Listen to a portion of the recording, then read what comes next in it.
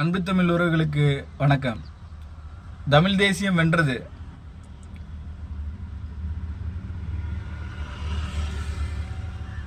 தமிழ் தேசியத்தின் போர்க்களமாக இருந்த பரந்தூர் இன்று தடுத்து நிறுத்தப்பட்டது.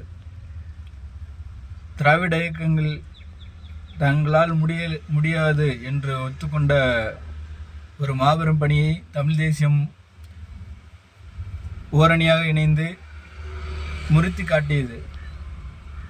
பரந்தூர் விமான நிலையம், இன்னைக்கு அதை பற்றி தான் பேச போகிறோம். ஒரு 5000 ஏக்கர் இடம், 3500 ஏக்கரு விவசாய நிலம், 1600 ஏக்கர் குளம், ஏரி, அது புறம்போக்குன்னு சொல்கிறாங்க, அந்த மாதிரி இடம்.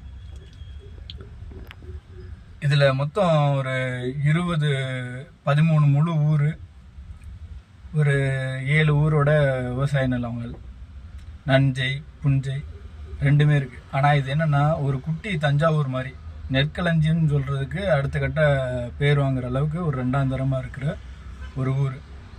தஞ்சாவூர் எப்படி முதலிடமாக இருக்கோ அது மாதிரி அதுக்கு அடுத்து 2வது இடத்துல இந்த ஊரை சொல்லலாம், பரந்தூர், ஏகனாபுரம் அந்த கிராமம். இதில் பூராமே 2 போகம் வானம் பார்த்த மழையை நம்பி 13 ஏரிகள் இருக்கு, 9 ஏரிகள் இருக்கு, 13 குளங்கள் இருக்கு. ஆனால் இந்த சிறு சிறு குளங்கள் குட்டைகள் இதுகள்லாம் கனெக்ட் பண்ணி பார்த்தோம்னா வானம் பார்த்த பூமி தான். ஆனால் 2 போகம் நெல் விவசாயம் பண்ணுறாங்க.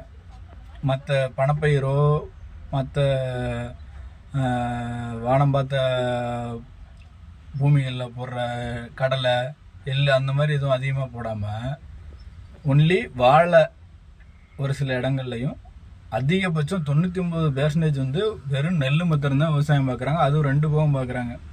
இதுக்கு எந்த விதமான பாசன வசதி, மோட்ரு எதுவுமே இல்லை. இப்படி இருக்கிற ஒரு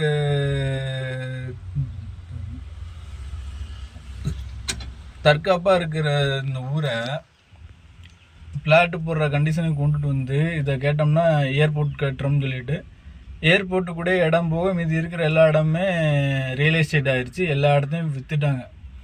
ஏர்போர்ட்டுக்கு 3 மடங்கு 3.5% அந்த 3.5 அந்த மாதிரி அந்த மடங்கில் 350 மடங்கு நாங்கள் காசு தரோம்.